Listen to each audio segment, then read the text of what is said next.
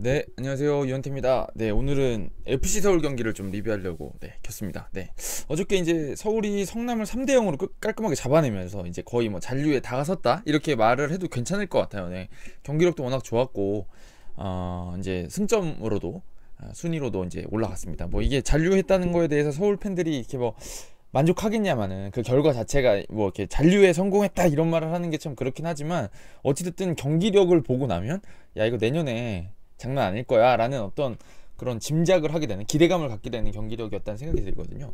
근데 이제 많은 분들이 느끼시는 게 이제 좀 전임 지도자한테 대한 좀 신뢰일 수도 있지만 감독님이 바뀐 다음에 앞뒤가 이제 너무 다른 시즌 전반기랑 지금 이제 이뻐지께서 오신 이후에 경기력이 굉장히 많이 다르잖아요. 요게 이제 제가 한번 분석을 해드린 적이 있었어요. 그때 보여드렸던 장면들은 대체로 공을 잡았을 때 이제 여기 있는 선수들이 이렇게 측면으로 계속 빠져주고 침투에 들어가면서 공간을 만들어낸다 요런 얘기를 드렸었는데 요거는 여전히 유효합니다. 여전히 유효한데 제가 보니까 이거에 더해서 조금 다른 디테일들이 있는 것 같아가지고 요걸 짧게 지난번에 어떤 확장판이라고 생각하고 봐주시면 어떨까라는 생각이 들어가지고 그거를 좀 준비를 했습니다. 자, 일단 지금 표면적으로 드러나는 얘기를 먼저 해볼게요. 제가 지금 이 드리는 거 설명을 드리기 전에 제가 말씀드리고 싶은 거는 지금 나상호랑 팔로세비치가 제일 폼이 좋은 것 같아요. 제가 봤을 때는 뭐 윤종규나 이태석 선수가 이제 물론 이렇게 고생하고 있는 건 맞지만 그거 말고 그냥 눈에 띄는 걸로 조용욱 선수도 좋아졌지만 전체적인 경기력을 끌고 가는 건 나상호 선수가 제일 먼저 앞에서 다 끌고 가는 것 같고 그 뒤를 따라붙으면서 이제 조용욱 선수는 뭐 워낙 부지런히 많이 뛰고 이제 골도 잡아내고 하지만 경기 전체에 대한 어떤 차이를 만들어내는 지배력보다는 어떤 이렇게 마무리 쪽에나 이렇게 수비 쪽에 가 있다 그러면 이제 나상호가 제일 돋보이는 활약을 보여주고 있고 그걸 쌍끌이로 끌고 가는 게 그 뒤에서 받쳐주는 게 이제 고요한과 팔로세비치인 것 같습니다. 제 개인적으로는. 네. 그래서 요거를 조금 설명드리려고 그러는데 그럼 이 선수들이 왜 전반기에는 못했는데 후반기엔 잘하게 됐을까를 고민하게 되면 저는 이제 이 어떤 문제가 풀린다고 생각을 합니다. 근데 요거를 좀 설명드리려고 하는데 일단 두 선수의 특징이 뭐냐면 일단 나상호 선수 특징이 뭐냐면 이 선수 공간이 있어야 강한 선수입니다. 그러니까 어저께 성남 경기에서도 보면 나상호가 가지고 있는 장점이 그 엄청난 체력이잖아요. 그러니까 드리블을 쭉쭉 밀고 나가는. 그러니까 제가 예전에 이제 이브리그 광주에서 뛸 때도 보면 저 선수는 이 센터 라인부터 막 이렇게 무슨 막 이렇게 막 쭉쭉 밀고 나갑니다. 이게 달려나가는 게 무슨 다른 선수들 뛰어가는 느낌이 아니라 약간 이렇게 스케이트 타는 느낌이라고 해야 될까요? 얼음판을 질주하는 것 같은 느낌으로 이렇게 막 쭉쭉 밀고 나갈 때 강점이 있는 선수잖아요. 그러니까 이 선수는 달릴 공간이 필요한 선수고 또 그다음에 본인이 드리블로 순간적으로 방향 일로 틀었다 절로 틀었다 하면서 이제 흔들어 놓는 선수인데 사실은 이제 제가 몇 번 말씀드렸지만 서울 경기에서는 이 밀집 수비 공략을 못 하다 보니까 항상 측면에 고립돼 가지고 여기서 혼자 드리블을 쳐야 되는 상황이 오면 이제 여기서는 이제 힘이 안 나오는 겁니다. 왜냐면 발에 잡아놓고 가속이 돼 있는 상태에서 빠른 선수인데, 그러니까 스케이트도 그렇잖아요. 처음부터 빨리 달리는 게 아니라 처음에는 이렇게 탁탁탁탁 치고 나갈 땐 좀 느리죠. 근데 이제 어느 순간 스피드가 붙고 나면 얘를 못 잡잖아요. 그렇게 되는 것처럼 나상호 선수도 좀 뭔가 가속을 할 거리가 항상 필요하고 이 공간이 필요했던 선수인데 그게 없었는데 지금은 이제 이게 공간을 만들어내고 그쪽에 침투할 수 있는 공간들이 항상 생겨나고 있다. 이런 얘기를 좀 드릴 수가 있을 것 같고 두 번째 팔로세비치는 아시겠지만 이 선수가 뭐 기술이 굉장히 좋은 선수지만 그렇다 그래가지고 뭐 리오넬 메시 스타일은 아니잖아요. 그러니까 이 선수도 결국에는 공간이 필요한 선수고 판단이 좋은 선수다. 그다음에 왼발이 날카롭고 하다 보니까 이 선수가 중앙에서 자꾸 여기 좁은 공간에 넣고 야 팔로 네가 해봐. 너 여기서 뭔가 만들어라고 하면 둘러싸여가지고 뒤로 공만 지켜서 나오는 걸 반복하는 선수입니다. 사실은 팔로세비치가 그거밖에 안 돼요. 얘는 그러려고 그러면 어떻게 해야 되냐, 얘한테도 요만큼만 공간을 만들어주면 여기서 패스 돼, 슈팅 돼, 그리고 순간적인 드리블 돌파 속이는 거 되니까 여기서 뭔가 만들어낼 수 있는데 속이는 것 자체도 본인이 막 화려한 발재간으로 속이는 게 아니라 여기 패스 줄 좋은 애가 있으면 이쪽에서 누가 여기 막 뛰어갑니다. 그럼 여기다 패스 줄 것처럼 해놓고 순간적으로 접는다거나 이런 거에 강점이 있는 선수잖아요. 그러니까 기술을 그런 식으로 쓰는 선수이기 때문에 주변의 움직임이 상당히 중요한 선수다. 그러니까 요 두 선수고 그다음에 고요한 선수도 많이 뛰고 이런 장점이 있지만 이 선수도 결국에는 어떤 주변의 움직임하고 어울려서 잘하는 선수지 이 선수가 뭐 빠르고 한다지만 뭐 폭발적으로 막 어디를 막 박살내는 선수는 아니잖아요, 사실은. 이런 것들이 여러 가지 장점이 있는 선수들을 잘 하나로 꿰고 있다는 건데, 그러니까 결론은 지금 제가 말씀드리고 싶은 건 좀 길어졌는데 생각보다 결론은 공간을 만들어야 된다는 겁니다. 그죠? 서울이 공간을 만들어야 나상호 선수도 드리블할 공간이 생기고 팔로세비치 주변 활용하고 뭐 이렇게 할 공간이 생기는 거고, 고요한 선수는 이제 그걸 좀 만들어줄 수 있는 선수, 좀 많이 뛰고 이런 선수니까, 물론 이제 패스 능력도 있으니까 살려줄 수 있는 선수기도 하고, 그런 이제 조합들이 나온다는 건데, 제가 이제 이 공간 만드는 방법을 조금 설명드리려고 합니다. 근데 이게 제가 어저께 경기를 보면서는 몇 장면 봤었거든요. 몇 장면 봤었는데, 제가 지금 설명드리려고 하는 거는 제가 하이라이트를 여러분들한테 이제 보라고 이제 많이 권해드리는 편이고, 제가 이제 어저께 놀면서 봐가지고 몇 분에 나오는지 정확히 안 적어놨거든요. 그래서 하이라이트를 제가 돌려봤어요. 어디 나오나. 한 장면 딱 나오더라고요. 한 장면 나오는데 아주 제가 원하는 그런 어떤 서울이 보였던 제일 좋은 장면들은 아닌데, 그래도 얼추 나온 장면이 하나 있었거든요. 네, 근데 요거를 이제 설명드리려고 합니다. 그러니까 제가 이제 일단 기본적으로 하나 공간 만드는 방법을 설명드리려고 드렸던 거는 이제 이런 거였죠. 여기 이제 예전에는 측면 고립된다고 했던 이유가, 여기서 이제 패스가 이렇게 들어갑니다. 그럼 이제 이 선수가 여기서 잡고 나상호 선수가 뭐 잡았다, 혹은 뭐 조용욱이 잡았다, 이렇게 하면 여기서 이제 이 선수가 여기를 드리블 돌파를 해서 나와야 되는 상황이 많았다, 이런 얘기를 드리면서, 근데 지금 서울이 바뀐 건 여기서 딱 공을 잡으면 일단 팔로세비치가 중앙 뭐 고요한 선수일 수도 있죠. 지금은 이쪽 측면으로 빠져준다. 그러면 이 선수가 이쪽 각을 잡기 위해 따라갈 수밖에 없고, 얘도 이쪽 각을 막으려고 이쪽 측면을 라인 쪽을 잡으면 이제 이 선수가 일로 움직일 공간들이 많이 생긴다. 네.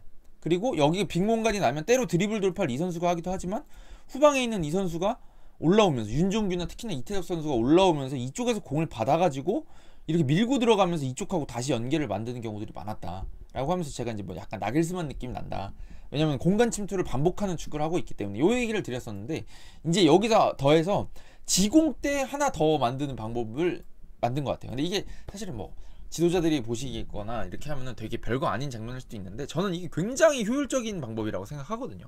그래서 이제 이걸 좀 설명드릴게요. 제가 한번 보겠습니다. 잠깐만. 시간으로 따지면요, 이게 포털 사이트에 올라와 있는 하이라이트 기준으로 한 5분 50초쯤부터 보시면 돼요. 그리고 이제 경기 시간으로는 79분 한 30초, 25초 이쯤부터 보시면 되는 건데요. 이게 이제 제가 잠깐 설명드리면, 이게 제가 많이 설명드리는 게, 그러니까 제 아마 방송 보시는 분들은 그래도 제가 설명하는 게 일리가 있다고 생각해서 아마 보실 것 같아요. 근데 이게 참 신기한 게, 이 공을 주고받는 선수들을 이 수비들이 견제할 수밖에 없게 돼 있습니다. 이게 약간 이 사람도 동물적인 어떤 그런 게 있잖아요. 그러니까 한 번에 11명을 다 보는 건 사실상 불가능하고, 그러니까 이제 빈 곳이 생기는 거죠. 공을 다루는 선수랑 그걸 받아주는 선수한테 굉장히 시선이 많이 쏠리게 돼 있고, 그 다음에 위험 지역에 공이 들어갔을 때 순간적으로 시선이 쏠리게 돼 있어요. 그죠? 그러니까 이런 시선을 쏠리게 하는 거를 잘 이용하면 시선 밖에서 움직여서 의외의 움직임을 만들어낼 수 있는 것들이 있다는 거죠. 네? 그죠? 그런 장면인데, 이게 사실은 별거 아닌 장면으로 보일 수도 있는 장면이었는데 참 신기하게 만들어지는 장면입니다. 이게 제가 이제 이런 얘기를 굳이 말씀드리는 이유는 저거예요. 횡패스의 어떤 중요성을 좀 말씀드리려고 합니다. 우리가 알고 있는 횡패스들은 대체로 이제 후방에서 이렇게 좌우로 움직이는, 지금 배치를 좀 잘못해놨는데 앞에만 보세요. 배치는 이렇게 하는 걸 이제 횡패스라고 생각하잖아요. 횡패스라고 생각하는데, 이거는 사실은 수비한테 그렇게 위협적이진 않습니다. 여기가 수비가 이렇게 공간을 잘 좁혀놓고 있으면 요 바깥에서 도는 거야. 뭐 그래, 너희 마음대로 돌려, 이렇게 하는 팀들도 많이 있어요. 그리고 실제로 대부분이 그렇게 하고. 근데 생각해보세요. 이쪽에서 돌리면 어떨까요? 이쪽에서 돌리면 좀 느낌이 다르죠? 여기서 돌리면 또 느낌이 또 다르죠? 근데 이것도 이렇게 들어가는 패스보다는 덜 위협적이란 말이에요. 그러니까 대체로 많이 보고 있는 것들이 여기서 이렇게 직선적으로 들어가는 패스들에 대해서 굉장히 많이 수비들이 견제를 하고 거기에 이제 촉각을 곤두 세우고 있습니다. 근데 여기서 이제 횡패스가 오고 가게 되면, 이 라인에서 오고 가게 되면 이게 횡패스가 위협적이진 않잖아요. 전진 패스만큼. 그러다 보니까 여기서 좌우로 움직이는 걸 몇 번 반복하면 이 수비가 느슨해져요. 신기하게도. 그래서 여기서 순간적으로 주고받다가 하나가 전진 패스가 들어가거나, 아니면 이게 꼭 이렇게 직선적이지 않더라도 이게 이렇게 나온다. 약간 대각선으로만 앞으로 나온다 하더라도 여기 뒤에 있는 선수가 채가면서 밀고 들어가면 여기서 이제 뭔가 일이 벌어질 때가 많이 있습니다. 네, 근데 이거를 이제 보여드리려고 그러는데, 자, 그 중계 장면을 제가 지금 정확히 다 좀 약간 꼬여가지고 떼가지고 이제 있는 장면인데, 이쪽에 이제 김진야 선수가 있었고 이쪽에서 윤종규 선수가 공을 가지고 내려옵니다. 끌고 그러면서 이걸 뒤에 있는 조용욱 선수한테 딱 내줘요. 그랬는데 잠깐만요, 여기 한 명 더 있었어요. 이렇게 배치가 이렇게 돼 있었고 여기가 이렇게 돼 있습니다. 여기 이제 윤종규 선수가 공을 잡고 가다가 조용욱 선수한테 공을 내줍니다. 그러니까 당연히 어떻게 되겠어요? 수비가 조용욱 잡아라 갑니다. 윤종규 선수 따라 내려가니까 여기 붙어있던 선수 같이 압박하러 갑니다. 근데 여기다 한번 주고 다시 다시 줘요 윤종규 선수한테. 그 다음에 여기 다시 줘요. 다시 받아요 조용욱 선수가. 그러니까 이게 횡패스가, 그러니까 주고받고가 두 번 된 거죠. 주고 받고 주고 받고 여기 다시 받았어요. 근데 이렇게 되면서 위치가 어떻게 바뀌냐면 이쪽으로 다 가거든요. 조용욱 선수 잡으러 가는데 여기서 누가 나오냐? 기성용이 나옵니다. 이 길로 요렇게 잡힐 거예요. 잠깐만요, 볼게요. 네. 이렇게 되면서 여기가 교차해버려요. 이 4명 사이에 이 주고받는데 이 4명이 몰리면서 이쪽으로 압박하러 가는데 조용욱 선수가 이쪽 공 잡을 때 기성용이 여기 뒤에 있다 이리로 올라왔어요. 이게 빠집니다. 이렇게 쭉.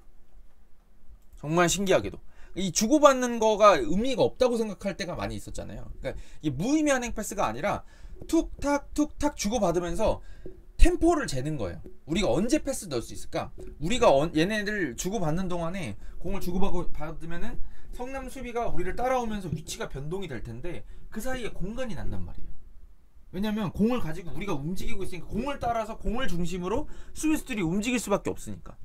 그렇게 움직임이 돼서 일로 자기 쪽으로 주고받으면서 쫙 모아놓습니다. 그래서 패스 주기 직전에 조용 선수를 잘 보면 조용 선수가 여기서 공 잡을 때 윤종규 선수 일로 또 빠져있거든요. 여기서 공 잡을 때 여기 4명이 모여있어요. 뮬리치랑 미드필더 3명이랑 여기 측면 윙어까지 해서 4명 모여있고 기성용이 원래 여기 잡혀있던 기성용이 일로 딱 나오면서 완전 풀입니다. 네. 그래서 이게 나오고 여기 김진야 선수 있었다 그랬잖아요. 그러니까 이쪽 기성용이 공을 딱 잡으니까 여기 있던 권경원이 잡으러 나올 수밖에 없어요. 여기서 돌게 해주면 이제 기성용 밀고 들어오면서 일이 벌어지니까 여기를 잡아야 되거든요. 딱 여기 권경원이 딱 나오니까 김진야 출발 하면서 이게 측면으로 딱 빠집니다. 이렇게 패스가. 네. 그러니까 결국 근데 물론 이쪽으로 안 들어갔어요. 사실 지금 제가 다시 돌려보니까 김진야 선수 일로 들어가니까 또 이 성남 선수들은 김진야 잡기 일로 오고 윤종규가 돌아뜁니다. 일로. 그래서 패스가 이렇게 들어가네요. 윤종규 선수 쪽으로. 그 다음에 이게 이제 김진야한테 다시 들어갑니다.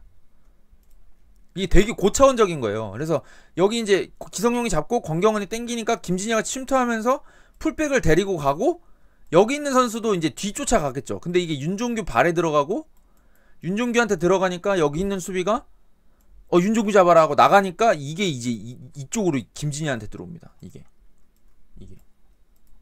그러니까 되게 복잡하게 들어갔죠. 이런 전개들이 나오면서 공간을 만들어낸다는 거죠. 지금 아까랑 잠깐만요. 제가 처음 잡아놨던 거 한번 잡아볼까요? 잠깐만요.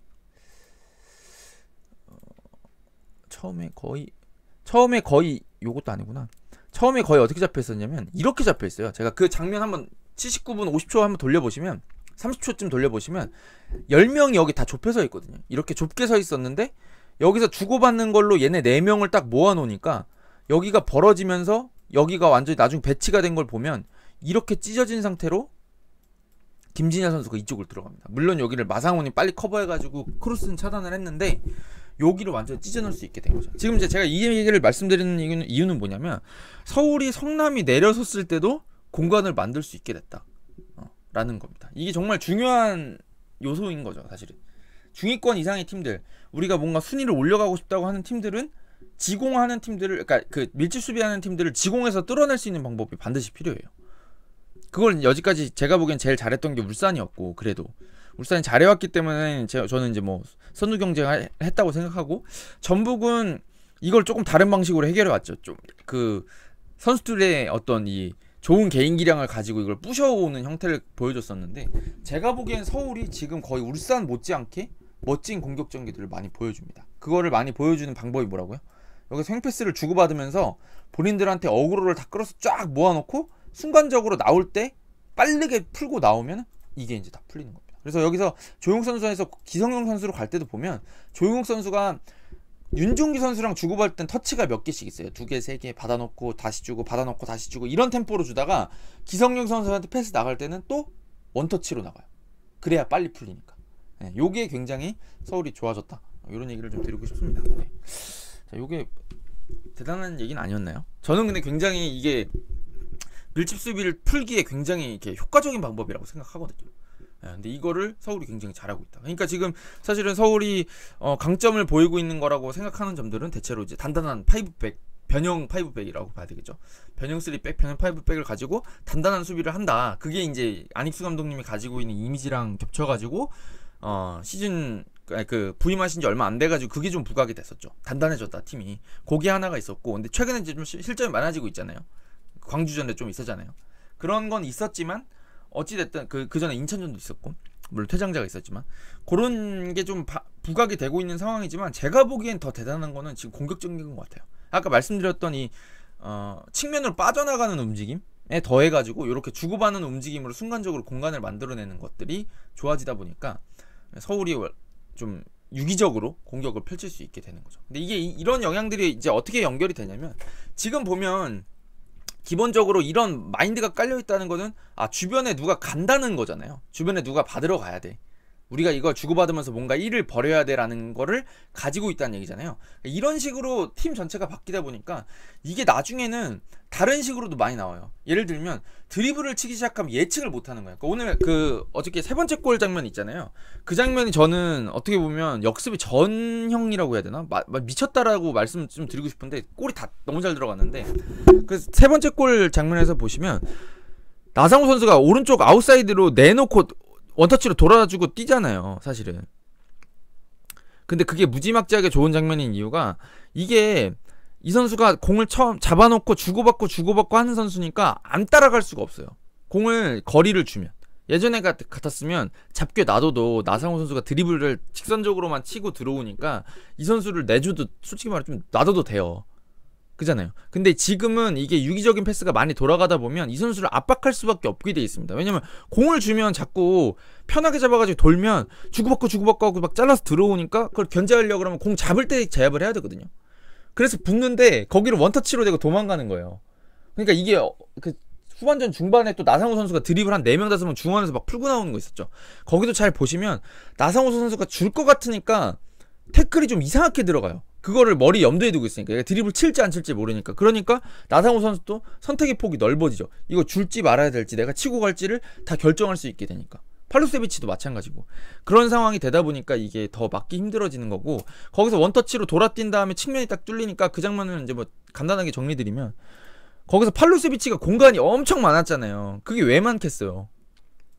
나상호 선수가 이쪽에서 이쪽에서 돌아뛰었잖아요. 이게 다 없다고 쳐볼게요. 그냥 여기서 치고 팔로랑 이제 2대1 받아 뛴 거 아닙니까 사실? 제 기억엔 그런 걸로 기억나는데 여기서 돌아뛰니까 풀백이 딸려 나와 있잖아요. 그러니까 이쪽에서 이게 패스가 이렇게 들어가면 커버를 누가 나가요? 권경원 선수가 여기 커버 나가야 되겠죠. 그리고 이쪽 밀고 오는데 팔로세비치가 밀고 오게 돼 있는데 잠시만요. 팔로세비치가 밀고 오는데 여기 쫓아오는 미드필더가 빠를까요? 아니면 공격 나가는 사람이 빠를까요? 공격 당하는 사람이 무조건 빨라요. 그러니까 이쪽에서 나상호가 여기를 완전 다 파괴해버리니까 얘 앞에 공간이 이렇게 남을 수밖에 없어요. 왜냐면 이때 또 서울이 요즘 가만 안 있잖아요. 골문 앞쪽으로 가니까 수비는 김진야든 뭐 조영 선수 그때 있었나요? 어찌됐든 공격수들이 뛰어가면 이쪽을 먼저 막아야 되잖아요. 페널티 박스 안쪽을 막아야 되니까 이 선수 한 명만 뛰어도 수비들은 다 내려가야 돼요. 여기를 이렇게 공간 주면 안 되니까 여기부터 일단 지켜야 되니까. 그러니까 여기 완전 팔루스비치 앞에 공간 이만큼 나는 거죠. 네. 이렇게 움직여주고 유기적으로 하기 때문에. 그리고 사실 두 번째 골도 잘 복귀를 해보시면 그 옆에 윤종규 선수가 뛰어요. 윤종규 선수가 팔루세비치 오른발 쪽으로 돌아뜁니다. 그래서 제가 수비 선수가 누구였는지 기억은 안 나는데 권경원 선수 맞나 모르겠어요. 하여튼 이쪽에서 공 잡아서 이 팔루세비치가 왼발각 낼 때 이쪽으로 윤종규 선수가 딱 뛰어가니까 이 선수가 한 박자가 늦었어요. 원래는 팔루세비치 왼발인 거 다 알거든요. 지금 이제 K리그 선수들이면 왼발 잡아야 되는 거 다 알아요. 팔루세비치는 주면 그러니까 게임 경기장에 있으면 아마 오른발 주라고 할 거예요. 아마 칠 거란 말이에요. 왼발 잡으라고. 근데 여기서 왜 템포가 떨어지고 슈팅각을 주냐면 윤종규 선수니까 이거를 따라가야 되거든요. 여기서 줄 때 이거 그냥 통째로 내주면 더 위험하니까 여기를 잡으려고 하다 보니까 같이 잡아야 되니까 한 박자 늦는 거예요. 윤종규가 가다가 따라간다, 갈 수도 있어 하다가 윤종규 선수가 여기 이렇게 딱 지나가면 이제 옵사이드니까 이제 안 잡아도 되잖아요. 근데 이미 팔로세비치는 이걸 이용해가지고 순간적으로 왼발 쪽으로 잡아놓으니까 이거 슈팅각을 못 잡는 거예요. 그냥 이렇게 나가는 거예요. 그러니까 이렇게 띄워주는 것들이 더해지면서 효과를 보고 있다 라고 말씀드리면 될 것 같아요. 이거 뭐 잠깐 설명하려고 했는데 벌써 20분이나 했네요. 가겠습니다. 어찌됐든 서울은 제가 봤을 때는 이 지공에서 풀어나가는 것들이 굉장히 좋다. 이 얘기 하나 말씀드리고 싶고, 나상호 선수가 잘하고 있는 이유도 결국에는 이런 것 같아요. 주변을 살려줄 수 있기 때문에. 그리고 이제 또 하나 장점이 첫 번째 골에서 나왔죠. 그 뒤를 털어 먹을 때 돌아뛰는 움직임이 많이 나왔었고, 그게 아마 제 기억에는 시즌 초반에 기성용 선수에서 성남전이었던 것 같은데, 그것도 기성용 선수에서 나상호 선수로 넘어가는 그 패스들이 있었잖아요. 그거는 원래 나성호 선수가 엄청 좋아하는 거고 가지고 있는 기술이 그런 데서 보여지는 거죠. 그런 데서 보여지는 건데, 그런 것들이 여러 가지로 나오면서 지공하는 팀, 그러니까 밀집 수비하는 팀들을 지공에서 잘 풀어가고 있다. 이렇게 설명을 드리면 될 것 같습니다. 생각보다 길어졌습니다. 중원부원한 것 같네요. 다음에 좀 더 간결하게 정리해서 오도록 하겠습니다, 여러분. 가겠습니다. 감사합니다.